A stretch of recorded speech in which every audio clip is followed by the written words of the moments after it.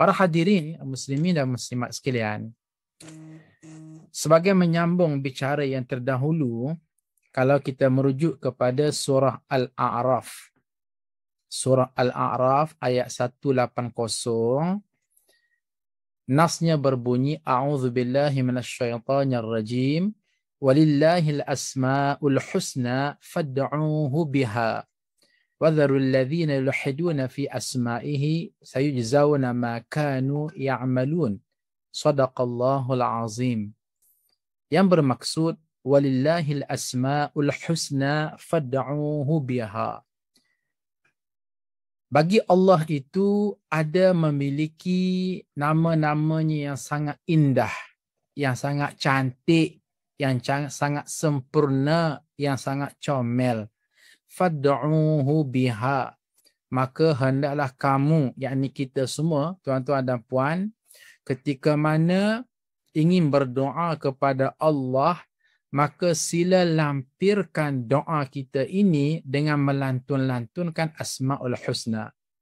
Sebahagian kecil perbincangan ini telah pun Ustaz bawa pada siri yang lepas, namun pada saat ini kita nak hadamkan, menjadikan ia lebih lumat, supaya kita insya-Allah mulai saat sekarang ini akan berdoa dengan melantun-lantunkan Asmaul Husna. Namun sebelum pergi lebih jauh, timbul satu persoalan, dan persoalan ini agak famous. Apa dia? Ustaz, Pak Ali ini bukan tak boleh berdoa, boleh saja berdoa, tapi mati kutu. Kenapa mati kutu? Sebab tidak ada modal nak sebut ketika berdoa. Disambung oleh Makcik Kia, ya Ustaz, Makcik pun sama juga. Bukan kata tak pandai nak berdoa, tapi Masya Allah, idea tu tak datang. Nak doa apa, nak minta apa, biarpun hajatnya banyak. Punca perkara ini berlaku, tuan-tuan dan puan-puan, ialah kerana kita ni dalam bab berdoa, beranilah Ustaz kata, kita lebih banyak mengswastakan doa kita ni kepada siapa dia? Kepada imam. Solat berjemaah, okey, imam yang doakan. Buah kenduri tahlil arwah, imam yang doakan. Baca doa selamat, imam yang doakan. Jadi tugas kita amin, amin, amin. Setahun ke setahun, 5 tahun, 10 tahun, macam itulah gaya rupanya. Akhir sekali kita tidak ada idea untuk berdoa. Apatah lagi kalaulah nak diselang-seli in between doa tu dengan Asmaul Husna, lagilah kita tak faham kan? Baik. Maka pada saat ini Ustaz ingin membimbing kita semua macam mana cara supaya bila kita berdoa, kita ada idea nak sebut apa, nak minta apa dengan Allah Subhanahu Wa Taala. Tinggalkan seketika soal nak berdoa dengan melantun-lantunkan Asmaul Husna. Kita bermula dengan kaedah yang Ustaz nak sebut di sini. Iaitulah kaedah apa dia?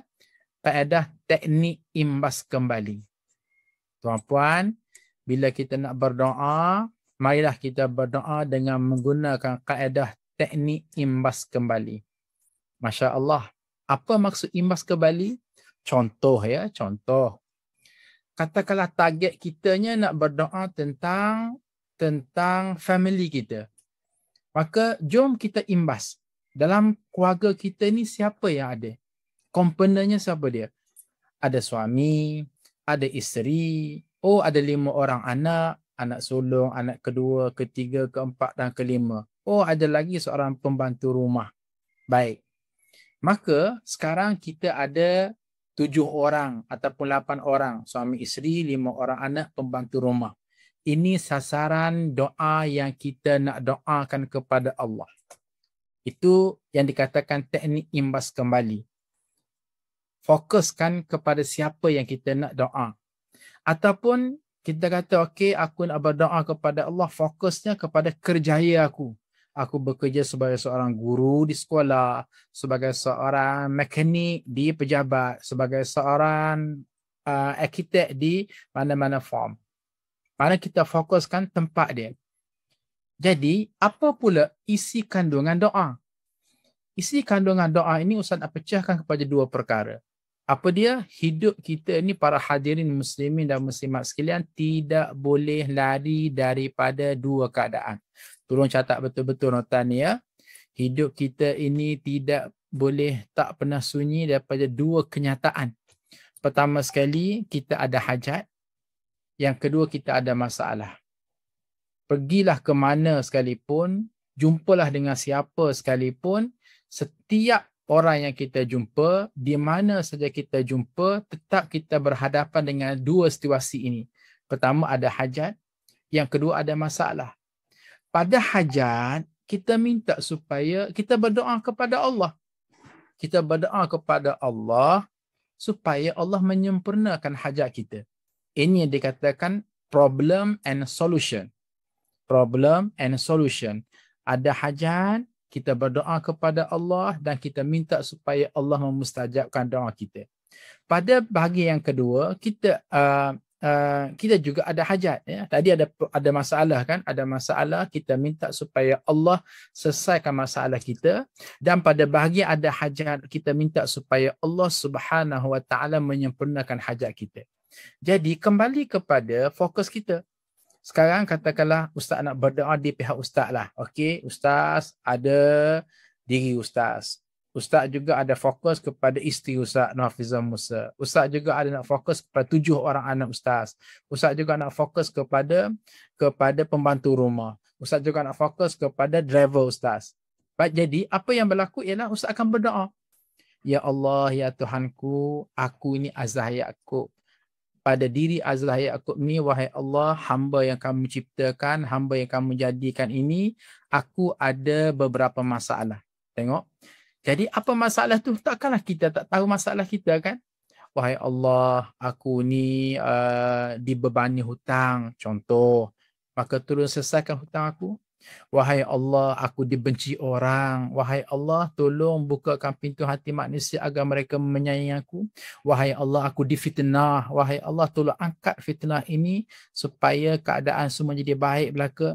Wahai Allah, aku ni sedang berusaha mencari kerja tapi tak juga dapat. Wahai Allah, tolong permudahkan aku untuk mendapatkan kerja.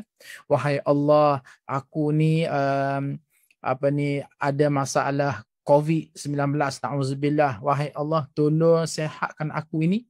Jadi, kita lebih tahu. Kita fokus kepada masalah dan kita luah perasaan itu kepada Allah. Kita munajat kepada Allah. Kita doa kepada Allah.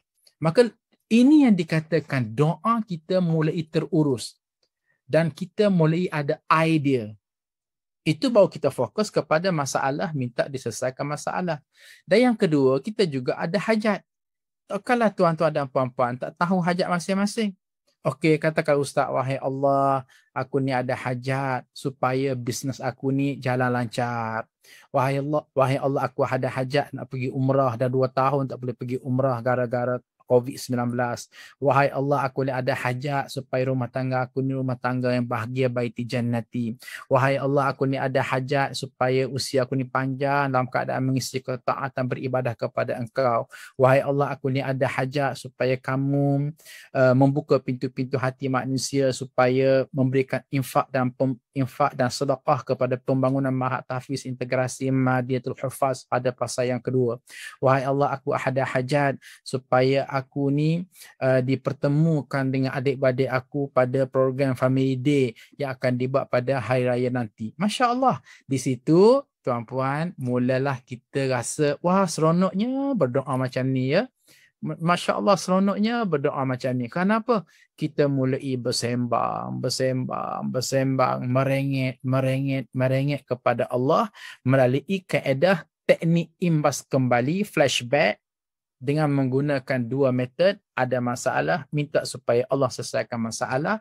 Ada hajat, minta supaya Allah sempurnakan hajat. Itu baru Ustaz fokus pada diri Ustaz. Kan Ustaz dah kata, okey, di belakang Ustaz ni, kalau kita bercakap nak fokus doa itu untuk family, okey, isteri Ustaz, okey, Nur Hafizah Musa. Baik, Ustaz sebagai seorang suami tahu apa masalah yang dihadapi oleh isteri Ustaz. Ya Allah, ya Tuhanku, aku ada seorang isteri yang namanya Nur Hafizah Musa. Wahai Allah, dia ada beberapa masalah. Okey, masalah pertama, kesihatannya sentiasa terganggu. Dia ada sakit jantung, dia ada darah tinggi sikit. Wahai Allah, tolong selesaikan sakit jantungnya, tolong selesaikan darah tingginya. Wahai Allah, berikan kesihatan kepadanya kembali. Nah, selesai. Wahai Allah, dia juga ada masalah yang kedua, itulah masalah apa dia? Masalah, okey, contohlah. Kita bercakaplah bagi pihak siapa dia sekalipun, kalau tuan puan tu ada masalah yang kedua, ketiga, tiga on behalf bagi pihak isteri, senaraikan kepada Allah 2, 3, 4, 5 dan minta supaya Allah Subhanahu Wa Taala menyelesaikan masalah tersebut. Wahai Allah, isteri aku ni tak taat kepada aku dan tak taat juga kepada perintah Engkau. Contohnya, wahai Allah, tolong bukalah pintu hati isteriku supaya taat kepada aku dalam perkara yang bukan dosa dan maksiat. Apatah lagi taat kepada perintah Engkau, wahai Allah.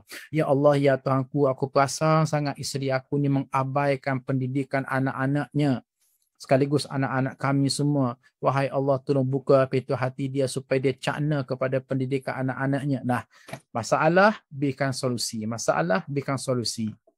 Jadi pada masa itu, istilahnya apa dia? Ralik. Ralik bila berdoa macam tu. Seronok. Itu pada problem, minta solusi. Pada hajat pun sama juga. Ya Allah, ya Tuhanku, aku perasan sangat isteri aku ni ada hajat. Hajat pertama apa dia? Hajat dia nak diet badan dia biar kurus. Wahai Allah, tolong beri kurus padanya. Wahai Allah, aku perasan sangat isteri aku ni takut kepada ketuaan. Maka wahai Allah, tolonglah biar sentiasa baby face sentiasa muka dia. Minta hajat, tak ada masalah apa-apa. Wahai Allah, isteri aku ni berhajat sangatlah nak pergi umrah pada tahun 2023. Wahai Allah, tolong sempurnakan hajat dia. Wahai Allah, isteri aku ni berhajat sangatlah untuk menerima menantu. Sekarang ini sedang menguruskan anak-anak kahwin. Wahai Allah, tolong sempurnakan urusan untuk mendapat menantu segera. Pendek kata hadirin sekalian, bila kita mulai menggunakan kaedah ini, kita akan ada modal yang banyak sekali. Pada masa itu mungkin 10 minit, mungkin 20 minit, mungkin 30 minit, tak cukup. Tak cukup untuk kita berdoa. Tak puas untuk kita berdoa. Sebab apa? Sebab kita sudah pun strategikan doa kita dan kita telah pun fokuskan doa kita. Puas kita berdoa bagi pihak kita, bagi pihak pasangan kita. Nah, kan dah kata tadi kita ada 3 orang anak, kita ada 5 orang anak, kita ada 7 orang anak. Kita tentunya tahu kelebihan dan kekurangan anak-anak kita. Kita juga tahu apa masalah dan hajat anak-anak kita. Ya Allah, ya Tuhanku, aku ada anak yang ke-7. Mungkin yang bongsu, wahai Allah, anak aku yang ke-7 ni ada masalah. Apa masalahnya? Masalah badan dia ni gemuk sangat. Menyebabkan kadang-kadang dia mudah lelah bila berjalan. Wahai Allah, tolong kuruskan badan dia. Wahai Allah, anak aku yang ke-5 ini, yang bongsu ini, ada masalah, lembab sangat bila belajar. Tolong cerdikkan dia. Wahai Allah, anak aku yang ke-3 ini ada masalah. Apa masalahnya? Gemuruh dia. Sehingga dia tak boleh jumpa dengan orang, dia gemuruh. Dia tak boleh keluar rumah, dia gemuruh, dia takut. Wahai Allah, tolong buang gemuruh tersebut, kembalikan dia sebagai normal. Masya Allah, seronok tu kan? Seronok. Bila kita fokus kepada apa yang kita nak doa dan kita gunakan metod kongsikan, bentangkan masalah kita pada doa dan minta supaya Allah beri solusi, dan bentangkan hajat, minta supaya Allah sempurnakan hajat. Wahai Allah, anak aku yang ke-3 ini ada hajat apa dia? Supaya dia lulus SPM tahun ini dengan cemerlang. Sempurnakan hajat dia. Wahai Allah, anak aku ni sedang menunggu masuk universiti. Dianya minta UIA tapi nampak kecenderungan macam dapat UKM dia. Contoh. Wahai Allah, tolong adjust biar dapat UIA juga yang dia nak sangat tu. Masya Allah. Jadi hajat seperti ini, doa seperti ini menjadikan kita sentiasa saja tak puas-puas berdoa kepada Allah Azza wa Jalla. Begitu juga dengan tempat kerja. Pun sama. Kita ada hajat, kita ada masalah. Ya Allah, ya Tuhanku, di tempat kerja aku ni, ya Allah, sangat ada banyak masalah. Apa masalah? Bos aku ni garang sangat. Wahai Allah, tolong lembutkan hati dia dengan aku. Ya Allah, ya Tuhanku, beberapa orang yang senior sentiasa bully aku mentang-mentang aku ni junior. Berikan kerja yang lebih menyebabkan aku tak mampu nak menanggungnya. Wahai Allah, tolonglah buka pintu hatinya dia baik supaya dia ni sedar bahawa apa yang dia buat tu salah. Masya Allah, ada masalah. Kongsi masalah dengan Allah dan minta Allah berikan solusi. Pun sama. Di tempat kerja yang sama, kita juga ada hajat. Kita imbas. Apa hajat kita? Ya Allah, ya Tuhanku, aku ni dah 5 tahun bekerja tapi gaji tak naik-naik. Wahai Allah, kalaulah kamu boleh naikkan gaji hamba kamu yang lain di tempat kerja aku, takkanlah kamu tak boleh naikkan gaji aku? Masya Allah, itu ceritanya. Jadi, Ustaz sendiri telah pun membuat testimoni menggunakan kaedah berdoa metod ini. Apa metodnya? Kita metod flashback, kita imbas kembali kepada siapa dia kita nak doa, mak kita ke, ayah kita ke, tempat kerja kita ke, kucing yang kita beli ke, tak ada masalah. Wahai Allah, kucing aku ni sakit, tolong sihatkan dia, tak ada masalah. Nah, dan pada masa itu kita fokus kepada dua keadaan, ada masalah minta Allah selesaikan, ada hajat minta Allah sempurnakan hajat kita. Ustaz menggunakan metod ini, Ustaz bentang sepuas-puasnya kaedah ini kepada peserta yang mengikuti package umrah bersama dengan Ustaz. Nah, ini cerita sikit ya. Memang Ustaz akan buat kursus umrah kepada jemaah yang ikuti umrah dengan Ustaz, dan Ustaz bentangkan metod ini supaya mereka ni ada idea ketika mana nak berdoa, dan Ustaz minta supaya mereka fokuskan doa itu ketika sujud yang terakhir dalam solat sunat mereka, betul-betul depan Kaabah. Fokuskan perkara ini, doa ini dalam sujud yang terakhir mereka ketika solat sunat pada waktu malam, betul-betul depan Kaabah Baitullahil Haram. Masya Allah, tuan-tuan dan puan-puan. Apa yang berlaku? Ini bukan cerita bohong. Ada di kalangan jemaah ustaz yang sujud sampai 40 minit. Setengah jam tu biasa. 40 minit tu biasa. Ada yang mencecah sampai 1 jam. Dan ada yang berkongsi dengan ustaz, ketika dia bangun daripada sujud Allahu Akbar untuk buat tahiyat tu, dia terus menangis. Dia terus menangis. Kenapa menangis? Dia beritahu sebab tu, dia bangun Allahu Akbar, dia nampak Kaabah depan mata dia. Ya Allah, aku rupa-rupanya sedang berdoa depan Kaabah. Dan Kaabah ni ialah Baitullah, rumah Allah. Tuan punya rumah siapa dia? Allah. Dekatnya Allah dengan aku. Hampirnya Allah dengan aku. Dan dia rasa seronok sangat dapat berdoa sehingga 1 jam depan Kaabah dalam sujud yang terakhir solat sunat. Sesuatu yang sebelum ini dia tak fikir. Yang dia tahu ialah, ustaz, saya ni kalau nak berdoa, nak doa apa ustaz? Saya tidak ada idea ustaz. Saya tak kreatif ustaz. Pemikiran saya tidak bercambah ustaz. Ya, sebab kita tak dibimbing dengan kaedah ini. Tiba-tiba Masya Allah, sedemikian rupa indahnya. Jadi tuan-tuan dan puan-puan, kembali kepada walillahil asmaul husna fad'uhu biha.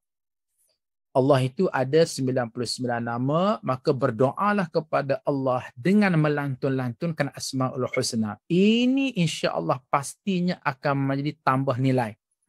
Tambah nilai. Dahlah berdoa itu sendiri sedap, berdoa itu sendiri lazat, berdoa itu sendiri indah. Maka lebih indah bila berdoa itu disaringkan dengan asmaul husna.